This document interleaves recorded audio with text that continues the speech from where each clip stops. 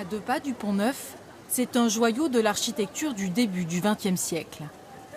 Les yeux émerveillés et le smartphone dressé pour immortaliser l'endroit, ces clients de la Nouvelle Samaritaine redécouvrent des lieux qu'ils n'ont pas vus depuis 15 ans. L'architecture est somptueuse, vraiment somptueuse. Moi personnellement, je connais ce magasin depuis 65 ans. C'est vous dire, j'ai même une personne de ma famille qui travaillait au sous-sol dans le temps. Et donc revenir ici, c'est un enchantement, surtout que là, la réalisation est magnifique. C'est beau, c'est très beau.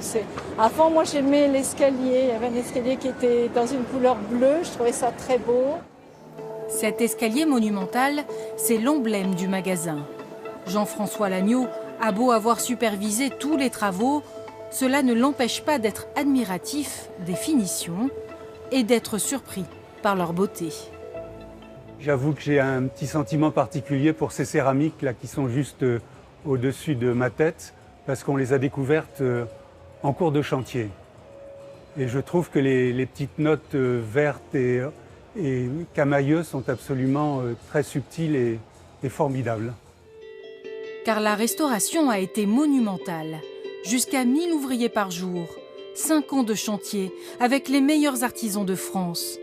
Avec ses 380 mètres de décor de lavé émaillé, la façade, qui mélange art déco et art nouveau, est unique. Maria d'Acosta a retrouvé avec minutie les moindres couleurs et reconstitué une vingtaine de plaques qui manquaient. Ce gris-là correspond à ce vert-là, qui va me servir en fait à faire les teintes les plus soutenues ici sur les feuilles vertes. Mourad Kati était employé à la Samaritaine il y a 15 ans. Il est très ému de retrouver son poste aujourd'hui. Tout en haut du bâtiment, il nous montre cette incroyable verrière.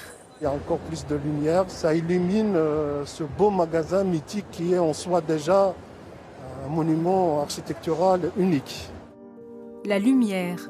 Pour ce bâtiment inauguré en 1905, c'était l'essentiel. À l'époque, il n'y avait pas d'électricité. Il fallait donc laisser passer le soleil à travers la verrière et réfléchir la lumière grâce à ces décors en feuilles d'or, disséminés un peu partout. La Nouvelle Samaritaine en plein cœur de la capitale, le plus petit de ses grands magasins, mais l'un des grands joyaux de son architecture.